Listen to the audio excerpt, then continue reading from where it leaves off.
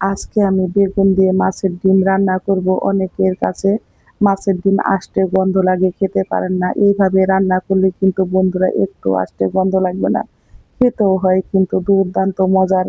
ছোট থেকে বড় সকলেই কিন্তু অনেক মজা করে খাবেন।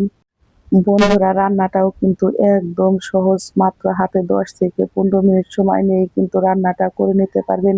একবার রান্না করলে কিন্তু বারবার রান্না করতে বলবে, এতটাই মজার হয়। এখানে নিয়েছি আমি রুই মাছের ডিম। ডিমটাকে কিন্তু বেশ ভালো করে ধুয়ে আমি এক সাইডে রেখে দিয়েছি। আর এখানে নিয়েছি আমি একটা বেগুন। বেগুনটাকেও কিন্তু ডুমো ডুমো করে কেটে আমি জলে ভিজিয়ে রেখেছি। আর নিয়েছি আমি এখানে মিডিয়াম সাইজের একটা আলু। আলুটাকেও কিন্তু আমি ডুমো ডুমো করে কেটেছি। চলে যাব চুলায়, কড়াইতে দিয়ে দেব পরিমাণ মতো জল, আর দিয়েছি হাফ চামচ পরিমাণে লবণ, অল্প পরিমাণে একটু হলুদের গুঁড়া। এখন দিয়ে দেব আমি মাছের ডিম। এখন আমি দিয়ে দেব বন্ধুরা লেবুর রস। আর লেবুর রসটা দেওয়ার জন্যই কিন্তু একটু মাছের ডিমে গন্ধ লাগবে না।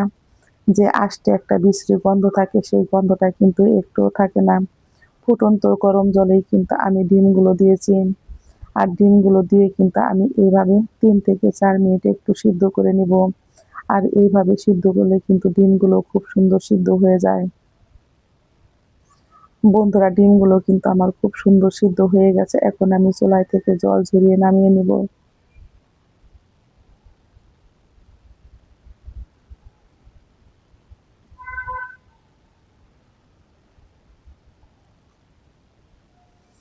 ডিমটাকে কিন্তু এখন আমি ছোট ছোট টুকরো করে কেটে নিব।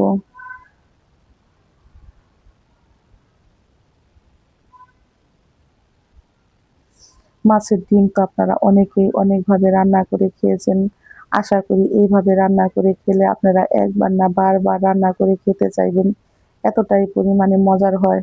ডিমগুলোকে কিন্তু আমি টুকরো টুকরো করে কেটে নিয়েছি। আর বেগুন আর আলুটাকে কিন্তু আমি বেশ ভালো করে ধুয়ে জল ঝরিয়ে নিয়েছি। এখন এর মধ্যে দিয়েছি আমি স্বাদ মতো লবণ আর হলুদের গুঁড়া।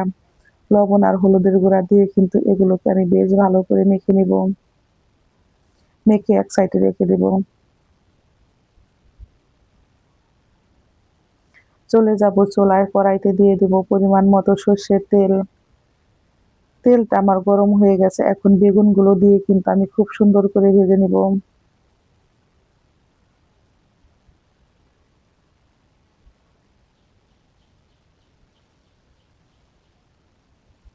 আর এইভাবে বেগুনটাকে কিন্তু আমি নেড়েচেড়ে বেশ ভালো করে ভেজে নিয়েছি। কারণ বেগুনটা বেশ ভালো করে ভেজে নিলে কিন্তু রান্না করতে খুব বেশি সময় লাগে না। বেগুনটা আমার খুব ভালো করে ভাজি হয়ে গেছে। এখন আমি চুলায় থেকে তেল ঝরিয়ে নামিয়ে নিব। বেগুন ভাজি তেলের মধ্যে দিয়ে দেব আলুগুলো। আলুগুলো দিয়েও কিন্তু আমি একই রকম ভাবে বেশ ভালো করে লাল লাল করে ভেজে নিব। বন্ধুরা আলুগুলো কিন্তু আমার ভাজি রেডি হয়ে গেছে। এখন আমি চুলায় থেকে নামিয়ে নিব। আলু ভাজি তেলের মধ্যে দিয়ে দেব মাছের ডিমগুলো। মাছের ডিমগুলো দিয়েও কিন্তু আমি খুব সুন্দর করে ভেজে নিব। এগুলো কিন্তু খুব বেশি কড়া ভাজি করব না, হালকা একটু ভেজে আমি চুলায় থেকে নামিয়ে নিব।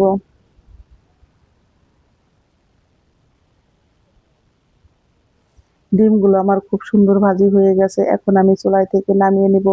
খুব বেশি ভাজি করলে কিন্তু শক্ত রাবারের মতো লাগে, আর খেতে কিন্তু ভালো লাগে না। সেই জন্য হালকা ভেজে আমি চুলায় থেকে নামিয়ে নিয়েছি। মাছের ডিম ভাজি তেলের মধ্যে এখন আমি দিয়ে দিব ফোড়নে গোটা জিরে। জিরে ফোড়নটাকে কিন্তু আমি এইভাবে একটু খুন্তি দিয়ে নেড়ে রেডি করে নিয়েছি। এখন আমি এর মধ্যে দিয়ে দিব 1 মুঠো পরিমাণে পেঁয়াজ কুচি। চুলার আঁচটাকে একদম লোতে রেখে আমি পেঁয়াজগুলো কিন্তু খুব সুন্দর করে ভেজে নিব। পেঁয়াজগুলো আমার খুব সুন্দর করে কিন্তু ভাজি হয়ে গেছে। বন্ধুরা এখন আমি দিয়ে দেব 4 থেকে 5টা কাঁচা লঙ্কা বাটা, আর দিয়ে দেব 1 চা চামচ পরিমাণে আদা রসুন বাটা। লঙ্কা আর আদা রসুন বাটা দিয়ে কিন্তু আমি চুলার আঁচটাকে লোতে রেখে আবারও একটু 2 থেকে 3 মিনিট একটু ভেজে নিয়েছি, যাতে আদা রসুনের কাঁচা গন্ধ না থাকে। এখন আমি দিয়ে দেব হলুদের গুঁড়া, মরিচের গুঁড়া, ধনিয়ার গুঁড়া আর অল্প পরিমাণে একটু জল, স্বাদ মতো লবণ। মশলাটাকে কিন্তু আমি বেশ ভালো করে এইভাবে কষিয়ে নিয়েছি। মশলাটা আমার খুব সুন্দর কষানো হয়ে গেছে।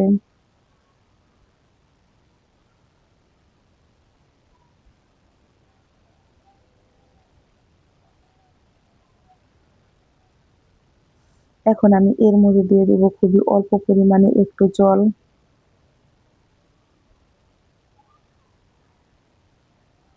এখন আমি এর মধ্যে দিয়ে দেব ভেজে রাখা আলুগুলো। আলুগুলো দিয়ে কিন্তু আমি বেশ ভালো করে কষিয়ে নিব। আলুটা ভালো করে কষালে কিন্তু আলুটার ভিতরে মশলাগুলো ঢুকে আর খেতে কিন্তু বেশ মজার হয়।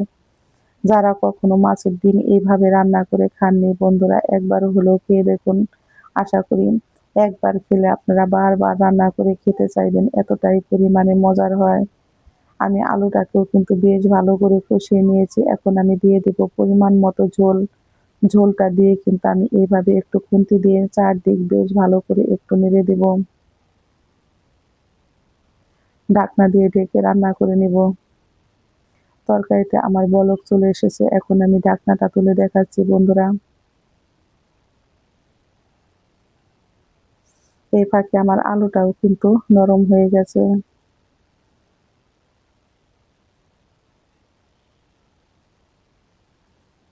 আমি লবণ দেখে নিব ঠিক আছে কিনা। লবণটা আমার একদম ঠিক আছে। আর এই তরকারিতে কিন্তু বেশি ঝোল রাখবো না। গামাখা গামাখা ঝোল থাকলেই কিন্তু বেশ ভালো লাগে। এখন আমি দিয়ে দেব ভেজে রাখা মাছের ডিম আর বেগুনগুলো। বেগুনগুলো কিন্তু খুব আগে দিবেন না বন্ধুরা, তাহলে কিন্তু তরকারি টক হয়ে যায়। বেগুনটা যেহেতু আমি বেশ ভালো করে ভেজে নিয়েছি। চুলার আঁচটাকে লোতে রেখে আমি কিন্তু বেগুন আর ডিম দিয়ে রান্না করে নিয়েছি। 2 থেকে 3 মিনিট। নামানোর আগে দিয়ে দিব ধনিয়া পাতা কুচি। রান্নাটা কিন্তু আমার একদম রেডি হয়ে গেছে।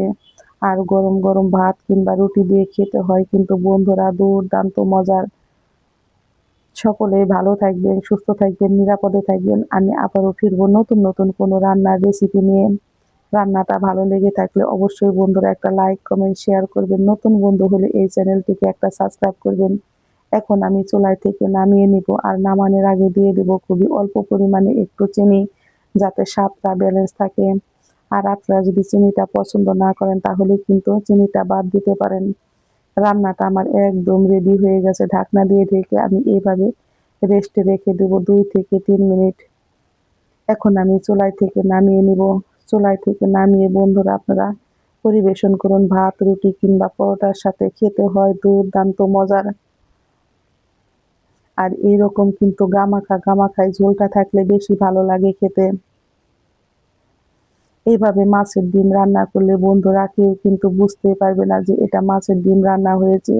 আর একটুও কিন্তু আষ্টে গন্ধ লাগে না, খেতেও হয় কিন্তু দুর্দান্ত মজার। চুলায় থেকে নামিয়ে দেখাচ্ছি বন্ধুরা, দেখুন কত সুন্দর হয়েছে।